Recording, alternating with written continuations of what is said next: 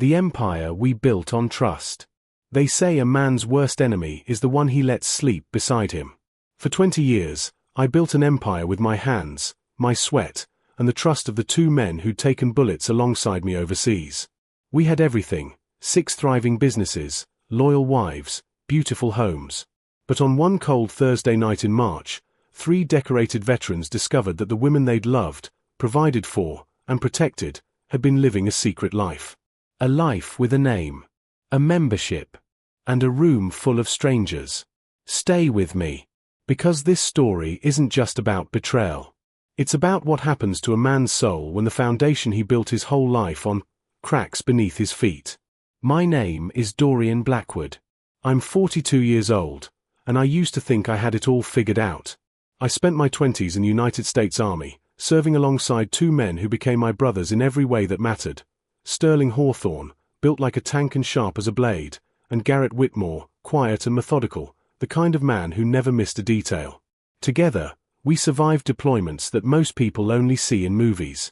When we came home, we didn't rest. We took our mechanical skills, our military discipline, and a small business loan, and we built Blackwood Hawthorne Whitmore Auto Services from the ground up. 6 locations, 3 counties, 18 employees. We were proud of what we'd made. And our wives. They were part of that dream. Celeste, my wife of 8 years, was the kind of woman who still made heads turn when she walked into a room.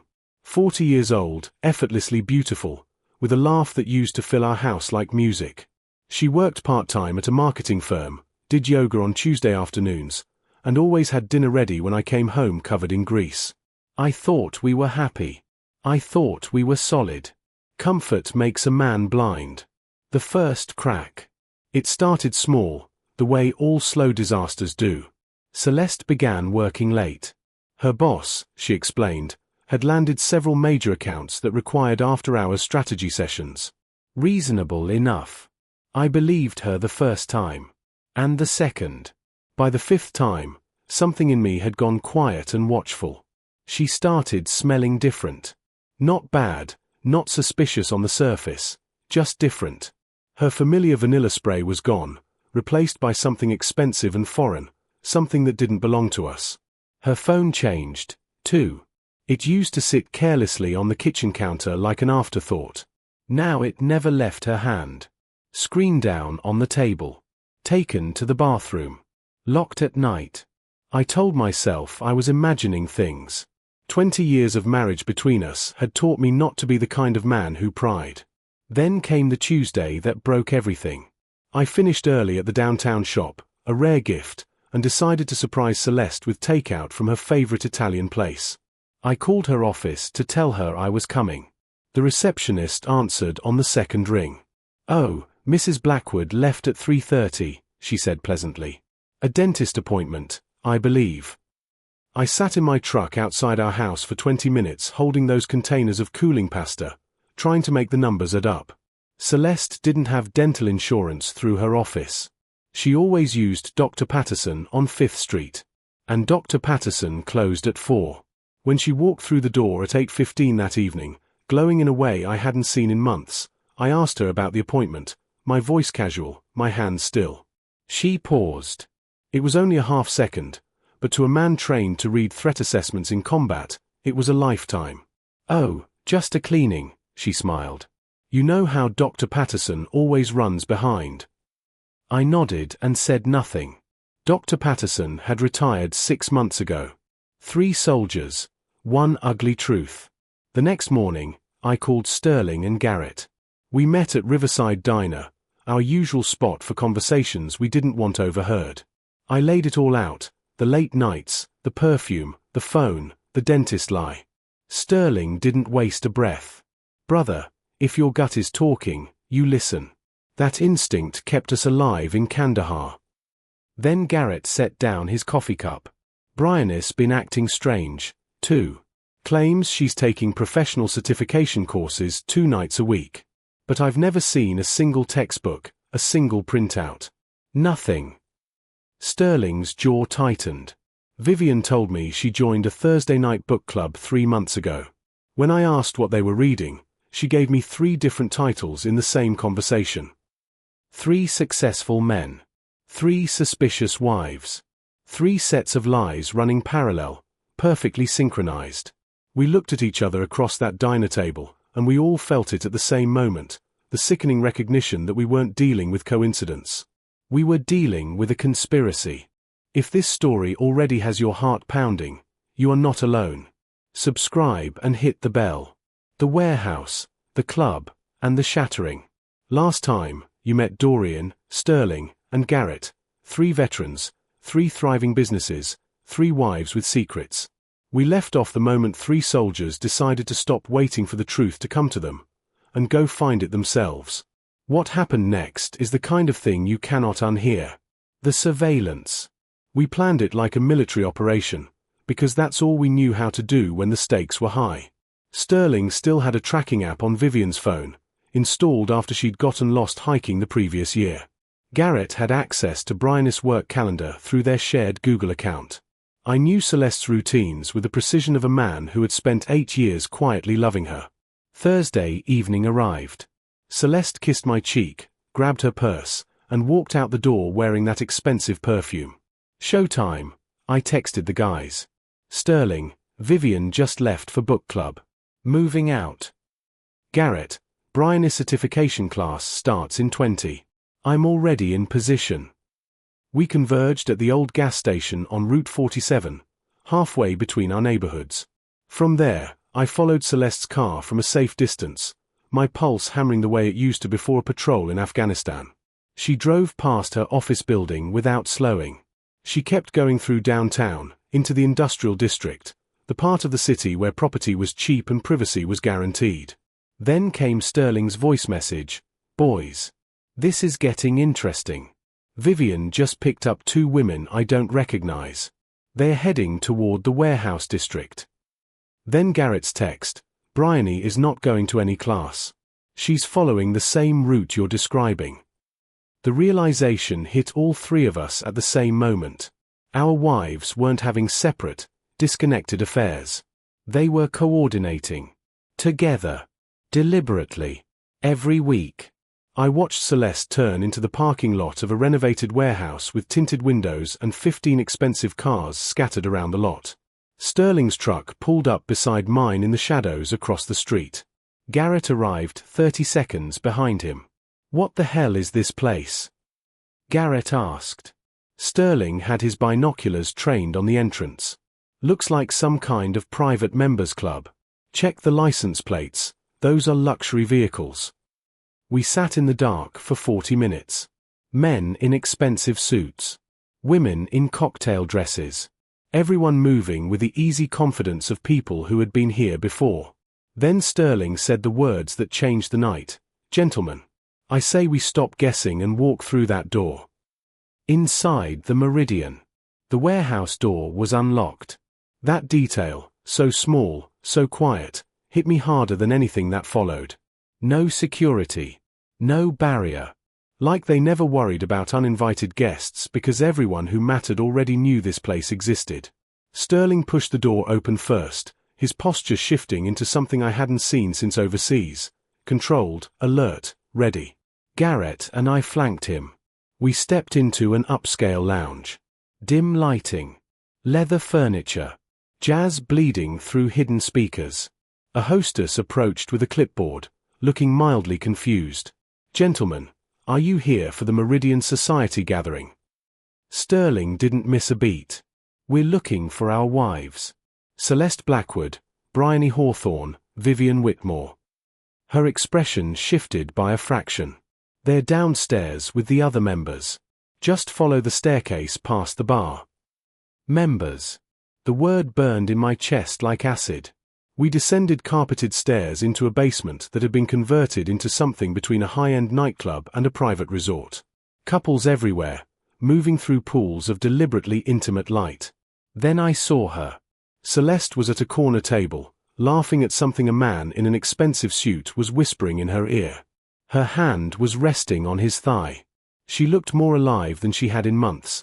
Lit up, electric, vibrant.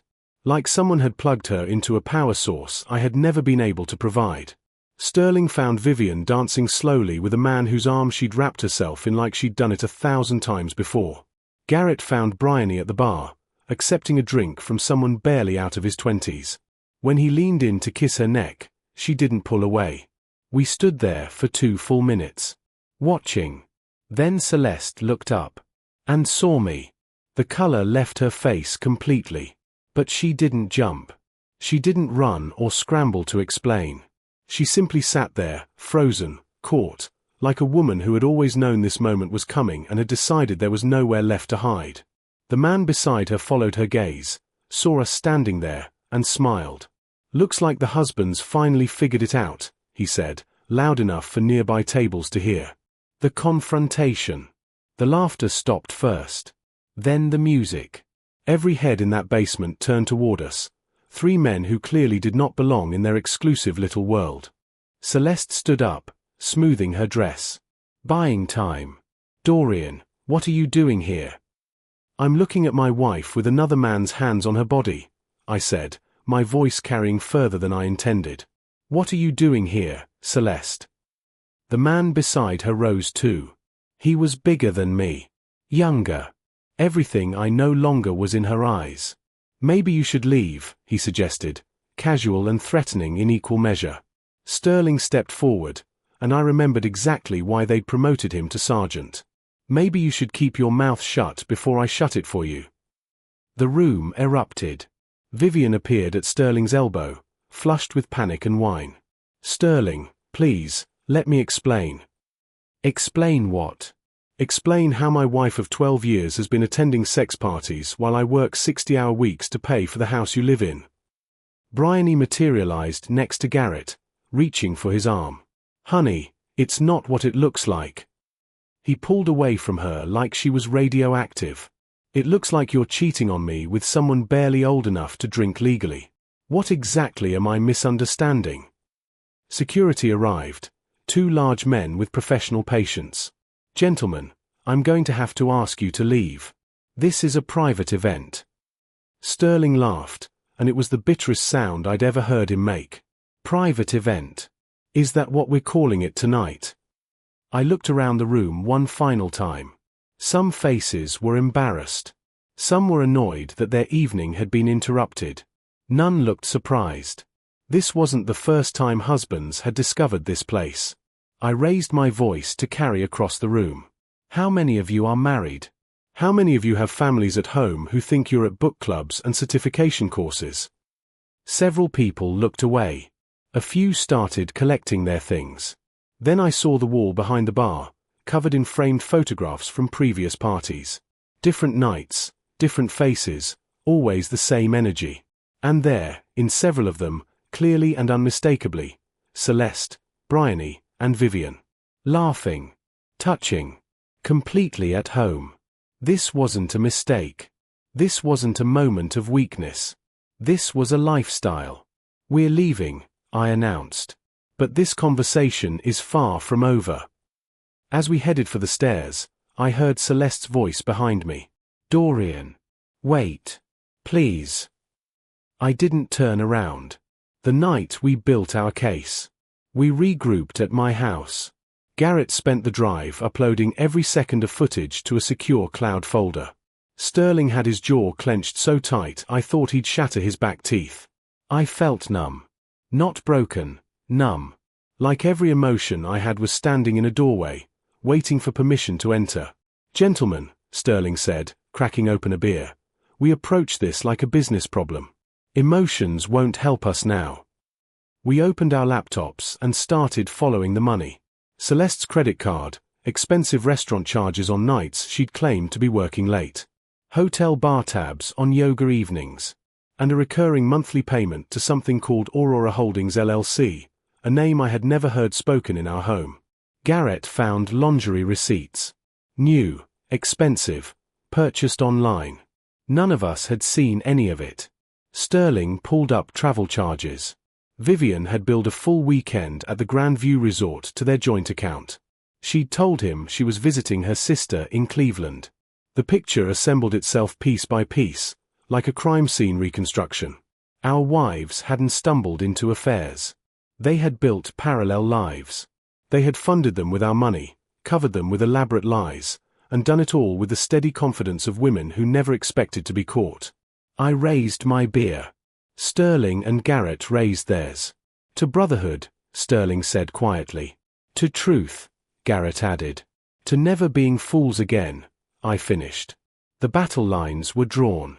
When everything breaks, and what rises from the ruins? We found the warehouse. We saw everything with our own eyes. We gathered the evidence, secured the financial records, and sent our wives out of our homes. 3 veterans. 3 broken marriages. We thought the worst was behind us. We were wrong. The midnight conversation. Celeste came home at 2 o'clock in the morning, moving like someone crossing a minefield. I was sitting in my recliner in the dark, waiting. Dorian, she said softly, we really need to talk. We do, I agreed. Start wherever you'd like.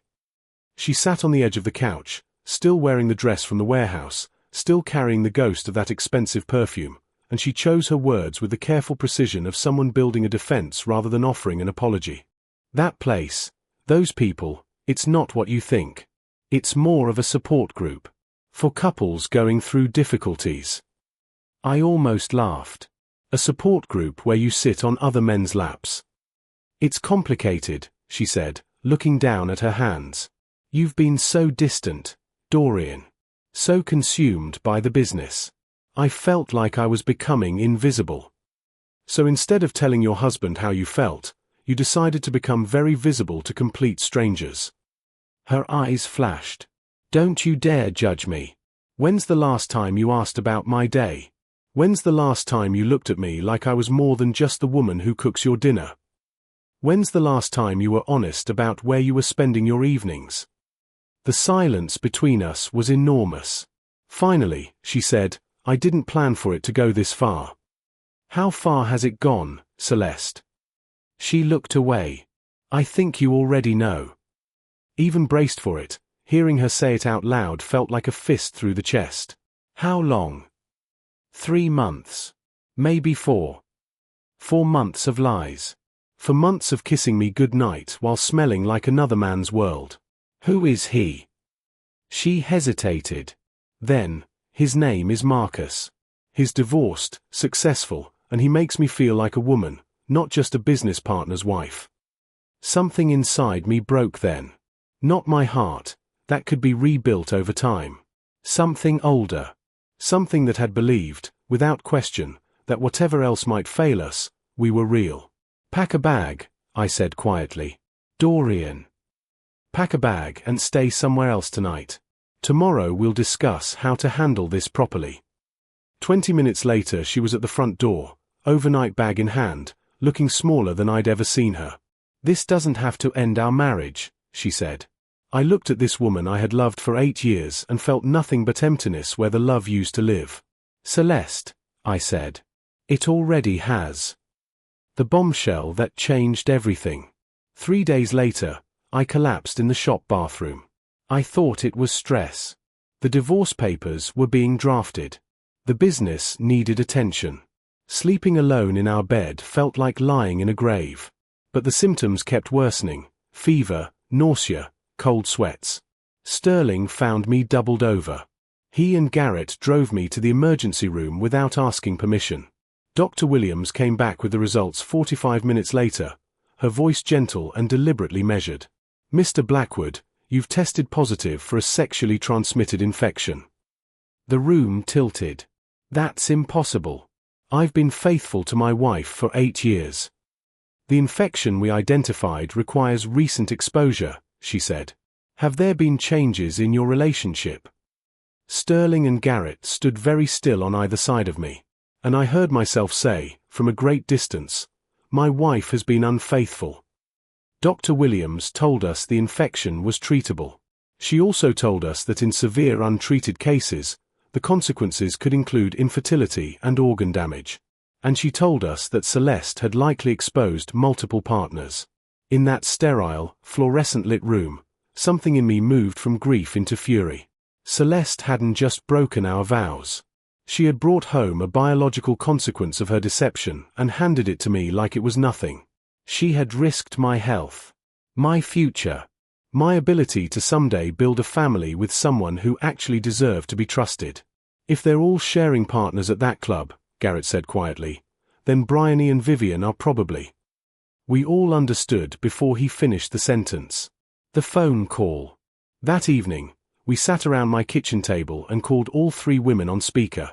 I explained the medical results. The silence on the other end lasted a long time. You're lying, Bryony said. You're making this up to hurt us. Medical records don't lie, Garrett replied, his voice completely flat. Unlike some people we know. Vivian was crying. Sterling, I'm so sorry. I never meant for anyone to get hurt. But you did get people hurt, he said. You got my best friend sick. God knows who else. Celeste whispered, Dorian, I didn't know. I swear I didn't know I had anything. That's exactly the point, Celeste. You were sleeping around without protection, without testing, without caring about what you brought home. Now I'm on antibiotics. Because of your choices. We walked them through the questions Dr. Williams had given us. How many partners?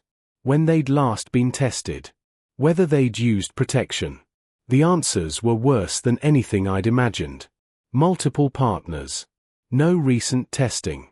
Sporadic protection at best. Sterling had been researching the Aurora Collective on his phone while we talked. He turned the screen to show us online forums, membership directories, vacation packages marketed to what they called lifestyle couples. Hundreds of members. Monthly events. A coordinated network of deception operating in plain sight. And according to the forums, most of the participating women were married to men described, without irony, as vanilla husbands. Men who expected fidelity. Men who'd been left in the dark. Men like us. When they declared war. 2 weeks later, I thought we'd reached the bottom. I was wrong. It started with social media. Photographs of Sterling, Garrett, and me at business events began appearing with captions painting us as controlling, emotionally abusive husbands who had driven our wives to seek comfort elsewhere. Then came the 1-star reviews on our business pages. Detailed, personal, authored by people who had never set foot in our shops. Customers cancelled appointments. Staff asked questions we struggled to answer. Then came the police. Officer Martinez arrived at my downtown location with a partner. Mr. Blackwood, we need to speak with you regarding a domestic violence complaint filed by your wife. I stood very still. That's impossible. I have never laid a hand on Celeste. She claims you threatened her physically during an argument regarding divorce proceedings. She has listed witnesses. The witnesses turned out to be members of the Aurora Collective. People who had never met me. People willing to lie under oath to protect their club from exposure. Sterling faced similar accusations. Garrett was charged with financial abuse for freezing their joint accounts, which he had done precisely because Celeste's credit cards showed continued charges to the Aurora Collective even after we'd confronted them. Our lawyer, David Kim, called an emergency meeting. This is coordinated, he told us. They're using the legal system as a weapon to damage your credibility before the divorce proceedings begin. I listened to everything he said. Then I said, file a counter-lawsuit.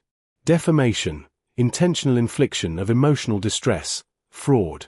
Everything we can prove. Sterling looked at me. That goes public, Dorian.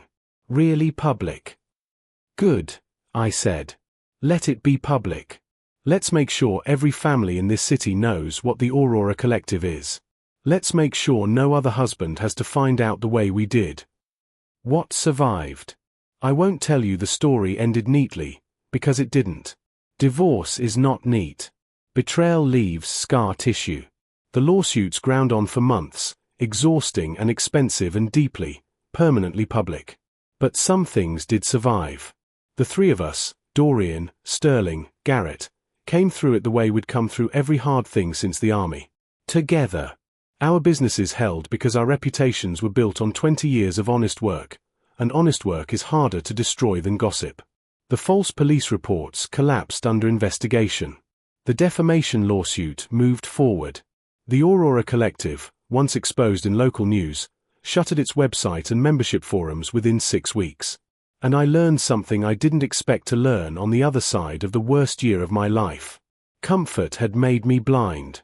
Not just to what Celeste was doing, but to what our marriage had quietly become. 2 people sharing a house, a budget, a routine, but somewhere along the way losing the language they'd used to reach each other. I'm not saying her choices were my fault. They were not. But I learned the difference between providing for someone and being present with them. Those are not the same thing. I wish I'd understood that earlier. If this story moved you, if it made you think about the people you love, the trust you carry, the things left unsaid between 2 people who used to know everything about each other, then share it with someone who needs to hear it. Subscribe to this channel and hit the notification bell. Because the stories we tell here are the ones most people are too afraid to tell out loud. Every week, we bring you real, raw, emotionally honest narratives about the choices that define us, and the resilience that survives them. Comment below, what would you have done in Dorian's place? What would you want to know? And what do you think it takes to rebuild trust, or to finally let go? We read every comment. Your voice matters here. Electric light bulb life lesson. The greatest story this chapter tells is not about betrayal. It's about the slow erosion of honesty in relationships that begin with deep love. Comfort is not connection. Provision is not presence. A marriage, or any partnership, does not survive on the strength of what was built at the beginning. It survives on the daily choice to remain honest, curious, and genuinely present with the person across from you. When we stop communicating, we stop knowing each other. And when we stop knowing each other, we leave doors open that should stay closed. The most important conversation in any relationship is always the one you've been putting off. Have it today, while there's still time. End of story.